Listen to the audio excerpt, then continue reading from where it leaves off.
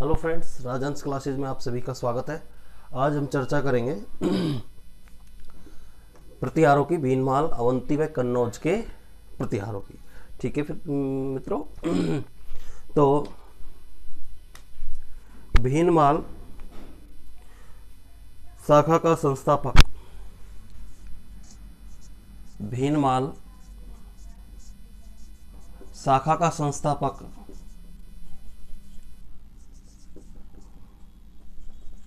भीनमाल शाखा का संस्थापक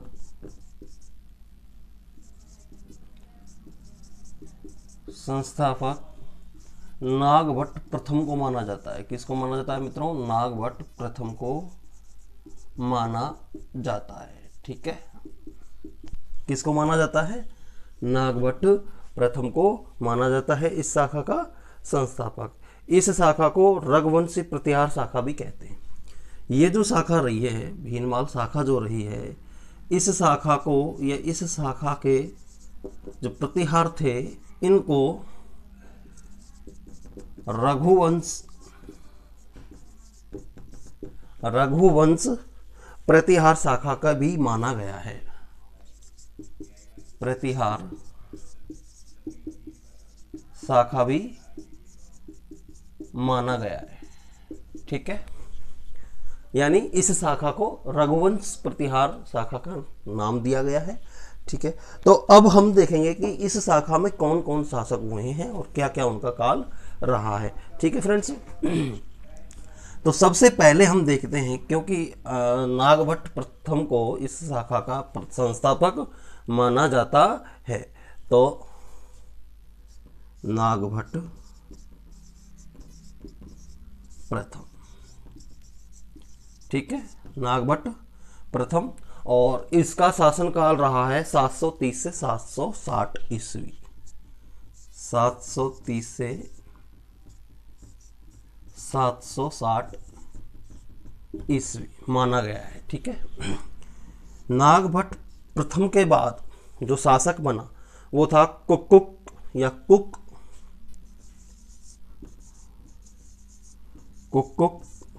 या कुक। ठीक है, नागभट्ट प्रथम के बाद ये शासक बना और इसका शासनकाल 760 से 783 ईस्वी पूर्व माना गया है। कितना माना गया है? 760 ईस्वी से 783 ईस्वी माना गया है। कुक किसका शासनकाल? कुक का शासनकाल। ठीक है, अब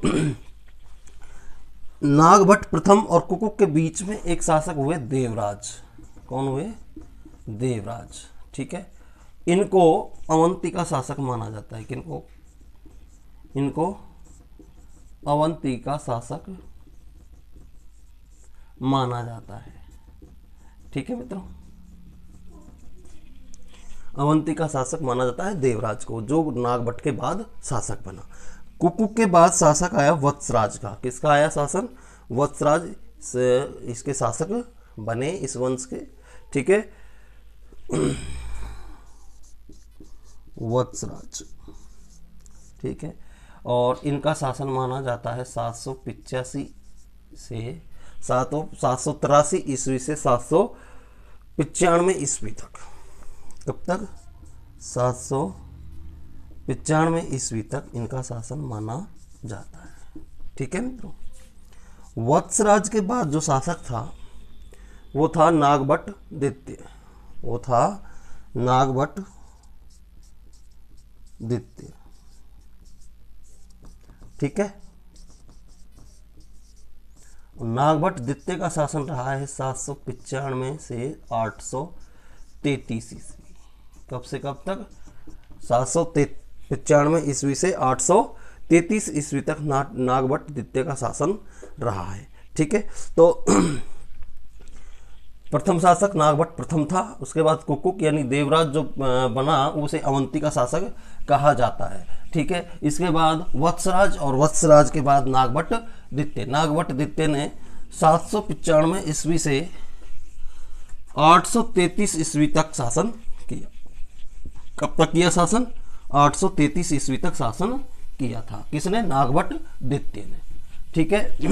नागभट्ट द्वितीय के बाद शासन शासन की बागडोर संभाली, शासक बने रामभद्र। कौन बने? रामभद्र। ठीक है। और इनका शासन रहा रामभद्र का शासन रहा 833 ईस्वी से 836 ईस्वी तक। 833 से 836 ईस्वी तक। रामभद्र के बाद जो शासक बने वो थे मिहिर भोज। कौन थे? मिहिर भोज। ठीक। कौन बने? मिहिर भोज प्रथम। मिहिर भोज प्रथम। इनका शासनकाल 836 ईस्वी से 885 ईस्वी तक रहा है। इनका शासनकाल 836 से 885 ईस्वी तक रहा। ठीक है। मिहिर भोज के बाद जो शासक बने वो थे महेंद्रपाल प्रथम। महेंद्रपाल प्रथम। ठीक है। अब महेंद्रपाल प्रथम का शासन रहा है 885 से 910 ईस्वी तक। 885 से 910 ईस्वी तक। ठीक है मित्रों। महेंद्रपाल के बाद शासक आता है भोज द्वितीय। किसका? भोज द्वितीय का। ठीक है। और मोहर भोज द्वितीय ने 910 ईस्वी से 913 ईस्वी तक शासन किया। ऐसी जानकारी मिलती है कि भोज द्वितीय का शासन इनके छोटे भाई, इसके अनुज महिपाल ने छीन लिया। ठीक है। भोज द्वितीय के बाद शासक बना महिपाल। कौन बना? महिपाल। ठीक है। तो महिपाल प्रथम और इन्होंने शासन किया 914 ईस्वी से 943 ईस्वी तक। 914 ईस्वी से 943 ईस्वी तक इन्होंने शासन किया। किसने? महिपाल प्रथम ने। ठीक है मित्रों। इन महिपाल के बाद शासन की बागडोर आती है महेंद्रपाल के पास। किसके पास? महेंद्रपाल द्वितीय। महेंद्रपाल द्वितीय। ठीक है। किसके पास? महेंद्रपाल द्वितीय के पास। और इनका शासन 945 ईस्वी तक रहा। ठीक है। और इस वंश का अंतिम शासक माना जाता है यशपाल को। किसको माना जाता है मित्रों? यशपाल को माना जाता है। और यशपाल ने 1036 ईस्वी तक शासन किया था। कब तक किया था? 1036 ईस्वी तक शासन किया था। किसने? यशपाल ने। तो ये थी प्रतिहार वंश के शासकों का क्रम, जिन्होंने लगभग यानी 730 ईस्वी से और 1036 ईस्वी तक लगभग 300 वर्ष तक शासन किया था। ठीक है। अब इन शासकों के बाद हम चर्चा करेंगे सबसे पहले नागभट्ट प्रथम की। ठीक है मित्रों। किसकी? नागभट्ट प्रथम की। नागभट्ट प्रथम जो कि इस भीनमाल शाखा का या जालोर शाखा का संस्थापक माना जाता है। नागभट्ट प्रथम।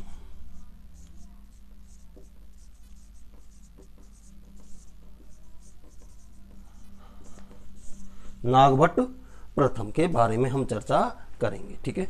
जालौर के सबसे पहले जो जानकारी मिलती है, जालौर के गुर्जर प्रतिहार वंश का संस्थापक माना जाता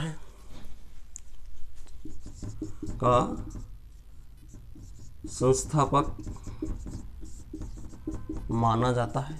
किसको? नागभट्ट प्रथम को। ठीक है। दूसरा, इन्हें नागवलोक या इसके दरबार को नागवलोक दरबार कहते हैं। इसे नागवलोक या इसके दरबार को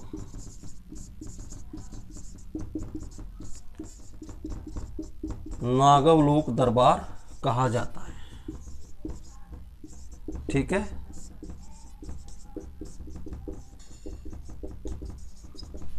नागभट्ट प्रथम को नागवलोक कहा जाता है, या इसके जो दरबार था इसको नागवलोक दरबार भी कहा जाता है। ठीक है। इसने भीनमाल को चावंडों से जीतकर अपनी राजधानी बनाया। इसने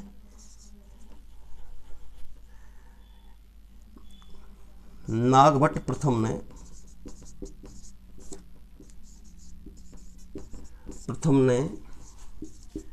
चावंडों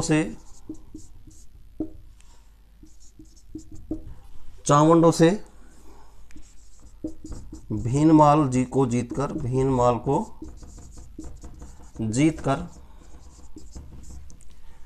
अपनी राजधानी बनाया। ठीक है,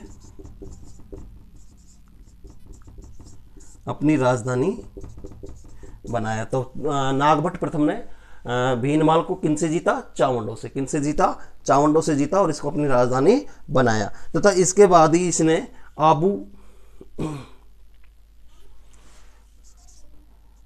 इसके अलावा आबू और जालौर का और अन्य क्षेत्र, जालौर यानी अन्य क्षेत्र, क्योंकि भीलवाल भी किस में आता है? जालौर में आता है। जालौर को जीतकर, जालौर को, आबू और जालौर आदि विभिन्न क्षेत्रों को जीतकर उज्जैन यानी अवंती को अपनी दूसरी राजधानी बनाया। जीतकर उज्जैन या अवंती, ठीक है, अवंती को दूसरी राजधानी बनाया। ठीक है मित्रों, दूसरी राजधानी बनाया किसने? नागभट्ट प्रथम ने। ठीक है, ये नागभट्ट प्रथम की विशेषताएं थी, या नागभट्ट प्रथम के बारे में ऐसा कहा जाता है कि ये गुर्जर प्रतिहार वंश का संस्थापक रहा है। इसे नागवलोक या नागवलोक, इसके दरबार को नागवलोक दरबार कहा जाता था। इसने भीनमाल को चावंडों से जीता और चावंडों से भीनमाल को जीतने के बाद इसने आबू और जालौर के अन्य क्षेत्रों पर को विजित करते हुए, जीतते हुए अवंती या उज्जैन को अपनी दूसरी राजधानी बनाया। ठीक है, ये इस वंश का या जालौर शाखा का संस्थापक था या पहला शासक था। ठीक है, अब इसके कुछ या इसे अन्य कुछ नामों से पुकारा जाता था और इनको हम रखेंगे उपनाम की श्रेणी में। किस नाम की श्रेणी में? उपनाम की श्रेणी में। नागभट्ट प्रथम के उपनामों की श्रेणी में रखेंगे। ठीक है, इसे नारायण मूर्ति का प्रतीक माना जाता था। किसे माना जाता था? नारायण की मूर्ति या का प्रतीक माना जाता था।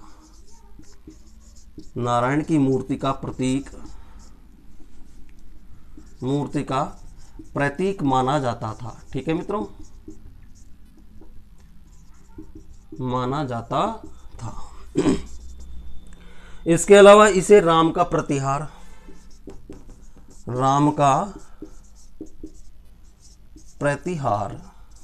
कहा जाता था। राम का प्रतिहार का मतलब समझते हैं कि प्रतिहार क्या है? एक उपाधि थी।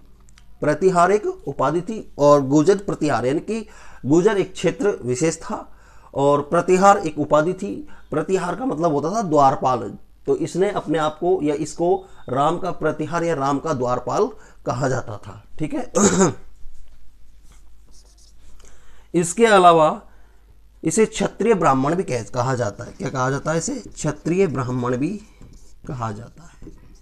किसको? नागभट्ट को क्षत्रिय ब्राह्मण भी कहा जाता है। ठीक है, इसके अलावा इसे इंद्र के दंभ का नाशक भी मानते हैं। इसे इंद्र के दंभ का मतलब होता है घमंड, दंभ का नाशक भी माना जाता है। ठीक है मित्रों, कि नागभट्ट को इंद्र का दंभ का नाशक यानी कि विनाश करने वाला भी माना जाता है। ठीक है, नागभट्ट प्रथम के समय नागभट्ट प्रथम के समय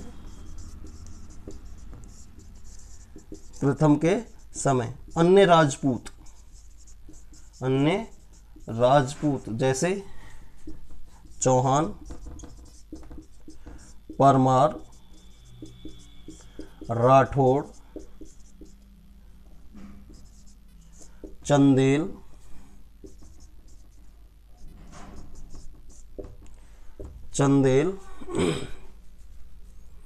गोहिल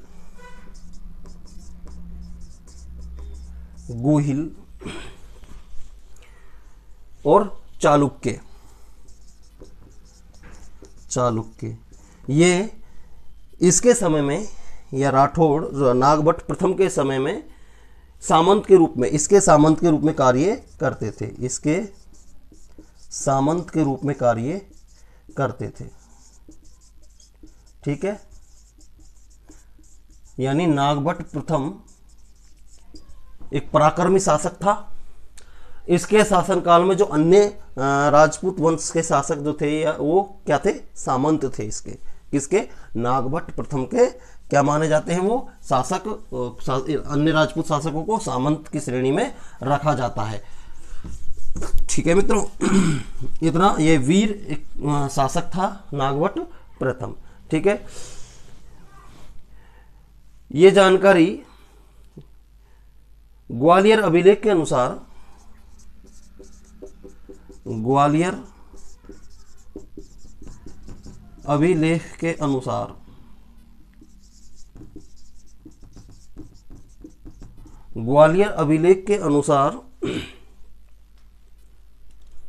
नागभट्ट प्रथम ने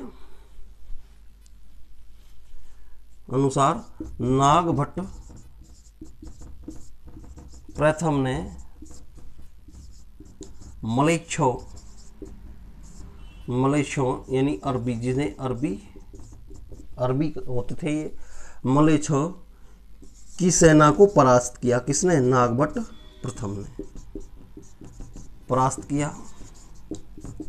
कौन से अभिलेख के अनुसार? ये जानकारी कहाँ मिलती है, ग्वालियर के अभिलेख में। किस में मिलती है, ग्वालियर के अभिलेख में ये जानकारी मिलती है। किसने मलेच्छों की सेना को परास्त किया था। ठीक है, और अपने साम्राज्य का विस्तार किया था। प्रतिहार वंश का वास्तविक संस्थापक माना जाता है नागभट्ट को, यानी इसे प्रतिहार वंश का वास्तविक संस्थापक माना जाता है। ठीक है, माना जाता है किसको, नागभट्ट को। यह जानकारी जो प्राप्त होती है वो पुलकेशियन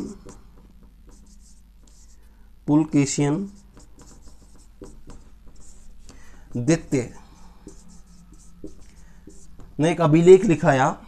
द्वितीय के अभिलेख,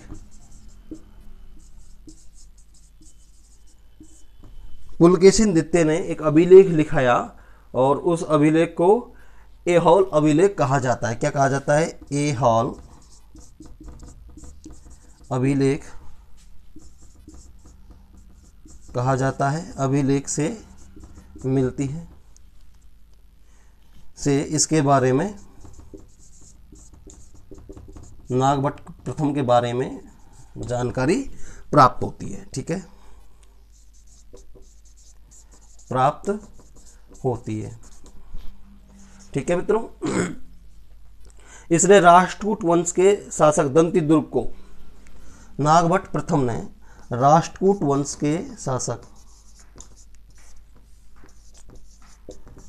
के शासक दंतिदुर्ग को, किसको, दंतिदुर्ग को, जो दक्षिण में शासन था इनका राष्ट्रकूटों का, ये महाराष्ट्र में माना जाता है, में दंतिदुर्ग को हिरण्य गर्भधान यज्ञ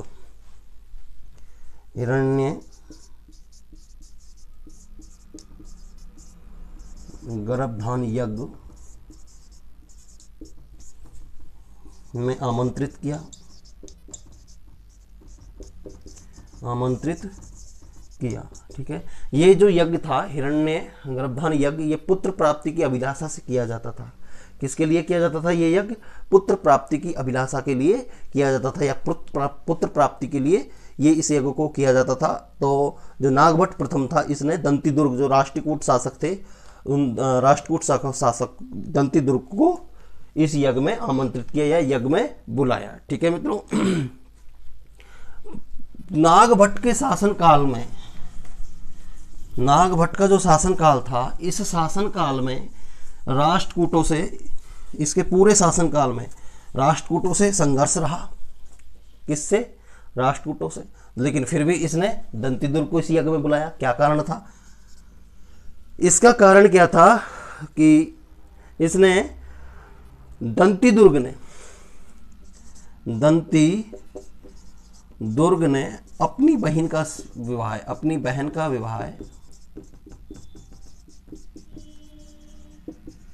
विवाह किससे किया?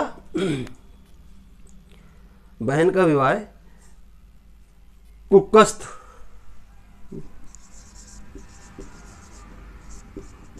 या कुक्कुक के साथ किया था। ठीक है, जो इसका पुत्र था, साथ किया था। ठीक है, जो इसका पुत्र था, किसका? नागभट्ट प्रथम का। ठीक है, और इस विवाह से ही राष्ट्रकूटों के साथ